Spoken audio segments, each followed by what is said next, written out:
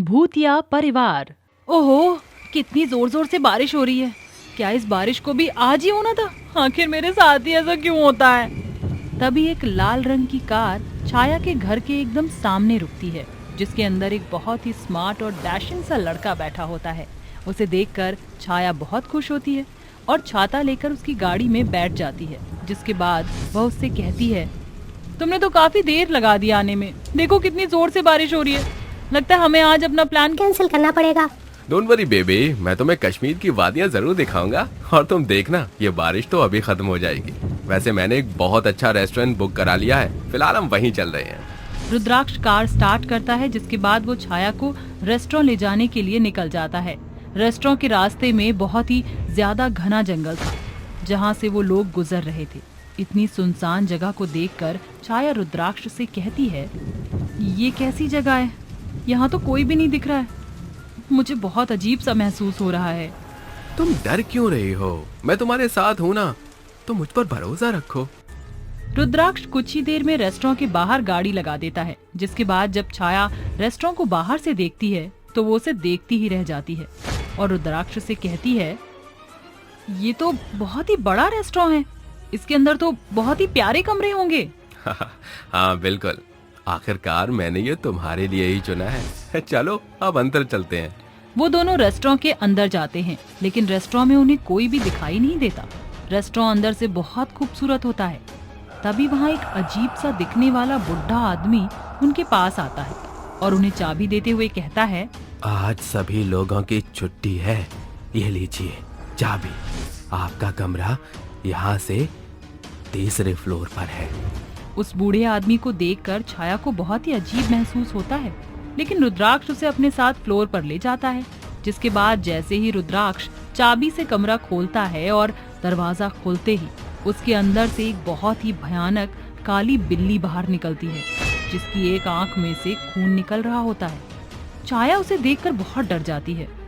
हे भगवान, शिव शिव शिव शिव, आखिर ये सब क्या है? हमारे कमरे में से इतनी काली बिल्ली, ऊपर से उसकी आंख में से खून निकल रहा था। अरे क्या बोल रही हो तुम? मैंने तो उसकी आंख में कुछ नहीं देखा। वो तो बिल्कुल ठीक थी। लगता है तुम्हें कोई वहम हो गया। रुद्राक्ष छाया को कमरे के अंदर लेकर जाता है, जिसके बाद वो उसे फ्रेश होने के लिए कहता है। छाया अपने कपड़े लेकर जाती है और फ्रेश होकर आ जाती है। जिसके बाद वो दोनों अपने कमरे में ही खाना मंगवाते हैं। तभी एक खुले बाल की औरत रूम के बाहर खाने की प्लेट लेकर आती है और कहती है, साहब आपका खाना ले लीजिए। रुद्राक्ष जब उस औरत को देखता है तो उसके अंदर से बहुत ही गंदी स्मेल आती है, इसलिए वो खाना लेकर तुरंत दरवाजा बंद कर देता है। जिसके बाद वो छाया के साथ खाना खा लेता है। खाना खाते ही छाया को उल्टी हो जाती है और उसकी उल्टी के अंदर लोहे की कीलें निकलती हैं, जिसे देखकर छाया बहुत डर जाती है। जब से हम लोग यहाँ आए कुछ ना कुछ उल्टा सीधा हो रहा है। मुझे बहुत डर लग रहा है। चलो यहाँ से चलते हैं। मुझे भी कुछ समझ नहीं आ रहा, लेकिन अब हमारे पास और कोई उपाय भी नहीं है। आसपास कुछ नहीं है। आज की रात हमें यहीं गुजारनी होगी। रुद्राक्ष छाया को सिर्फ एक रात रुकने के लिए कह देता है, जिसके बाद छाया उसके साथ सो जाती है। आधी रात के समय अचानक से छाया को कमरे के अंदर बच्चों के रोने की आवाज आने लगती है, जिसकी वजह से उसकी नींद खुल जाती है। जैसे ही वह उठती है, उसके सामने दो बच्चे खड़े होते हैं, जिनके मुंह से खून निकल रहा होता है और उनके पैर उल्टे होते हैं। उन्हें देखते ही छाया जोर से चिल्लाने की कोशिश करती है, लेकिन उसकी आवाज नहीं निकलती। वो दोनों बच्चे उसकी तरफ बढ़ने लगते हैं, लेकिन तभी छाया को एक आवाज आती है, छाया क्या हुआ? उठो छाया, उठो। जैसे ही छाया आंखें खोलती है, उसे अपने सामने रुद्राक्ष दिखाई देता है। अरे छाया, तुम जोर जोर से चीख क्यों रही थी? कोई बुरा सपना देखा है क्या तुमने? हाँ, बहुत बुरा सपना था। मैंने दो बच्चों को अपने सामने देखा था, जिनके पैर उल्टे थे और उनके मुंह से खून निकल रहा था। लगता है वो दोनों बच्चे मरे हुए थे और उनकी आत्मा इस कमरे में भटक रही थी। पागल हो गई हो क्या तुम छाया?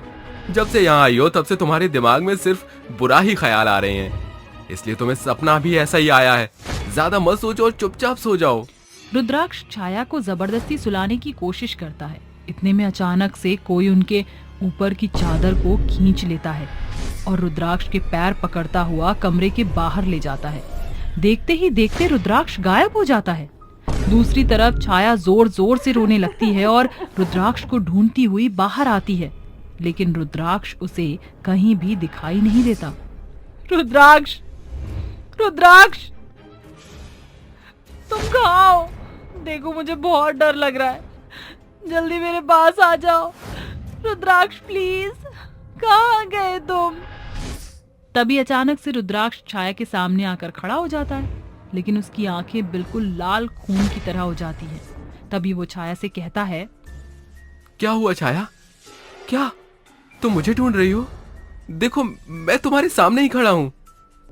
रुद्राक्ष, मुझे यहाँ कुछ भी ठीक नहीं लग रहा, हमें यहाँ से फौरन चलना चाहिए।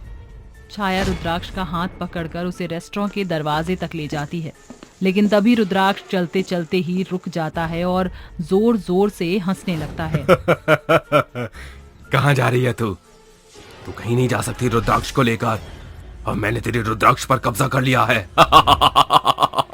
रुद्राक्ष की ऐसी आवाज सुनकर छाया उसका हाथ छोड़ देती है, जिसके बाद वो बहुत ज्यादा डर जाती है और रोते हुए रुद्राक्ष के अंदर की आत्मा से कहती है, कौन हो तुम?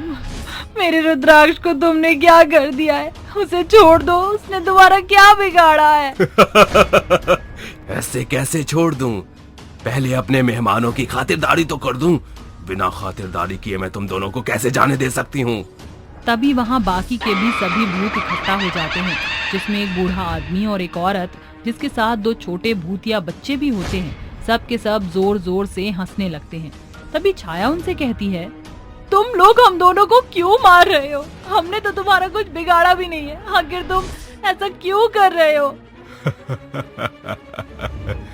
ताकि हम तुम्हें जान से मार दें और तुम्हें खाकर अपना पेट भर लें। कई समय से इंसानों को खाने का मौका नहीं मिला है, और आज अगर मौका मिला है तो उसे हाथ से कैसे जाने दें।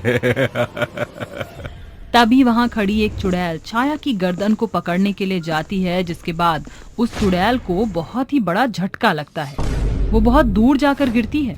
तभी छाया की नजर अपने गले में पड़े लॉकेट पर जाती है, जो उसकी माँ वैष्णवी ने उसे पहनाया था। ये क्या है तेरे गले में? इसे निकाल कर फेंक दे, नहीं तो मैं रुद्राक्ष को बहुत नुकसान पहुंचाऊंगी। तभी रुद्राक्ष के अंदर घुसी हुई आत्मा टेबल पर रखे हुए चाकू को उठाती है और रुद्राक्ष के हाथ काटने लगती है, जिसे देखकर छाया बहुत डर जाती है और रोते हुए कहती है, रुक जाओ, उसे कुछ मत करो, मैं इस माला को उतार रही हूँ। छाया अपने गले से माला उतार कर नीचे रख देती है, जिसके बाद वह रुद्राक्ष के अंदर घुसी हुई आत्मा से कहती है, तुम सब हम दोनों को मिलकर मार दोगे तो मैं एक आखिरी दफा अपने रुद्राक्ष को गले से लगाना चाहती हूँ, मेरी आखिरी इच्छा पूरी कर दो। ठीक है, तू भी क्या याद रखेगी कि किन भूत और चुड़ैलों से तेरा पाला पड़ा था।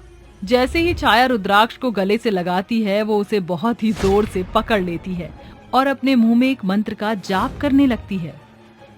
जटाटवी गलज्ज्वला प्रवाह पावित स्थले गलेव लंब लंबिताम भुजंग तुंग मालिकाम डमट डमट डमन निनाद वड मरवयम चकार चंड तांडवम तनोतु नः शिवः शिवम। मंत्र पढ़ते पढ़ते ही उस रेस्टोरेंट के सभी खिड़कियों के शीशे टूट जाते हैं और उस रेस्टोरेंट का दरवाजा अपने आप खुल जाता है, जिसके बाद सभी भूत और चुड़ैलों की आत्मा बहुत बुरी तरह तड़पने लगती है, जिसके बाद वो सभी बहुत कमजोर पड़ जाते हैं। उसी का फायदा उठाकर छाया रुद्राक्ष को अपने साथ उस रेस्टोरेंट से बाहर निकाल लेती है और गाड़ी में बिठाकर पूरी रफ्तार के साथ वहां से गाड़ी ले जाती है, जिसके बाद छाया सीधा अपने घर पर आकर ही गाड़ी रोकती है। उस दिन छाया बहुत ही समझदारी से अपनी और रुद्राक्ष की जान बचा पाती है। उस दिन के बाद से रुद्राक्ष और छाया कभी भी अनजान जगह नहीं जाते।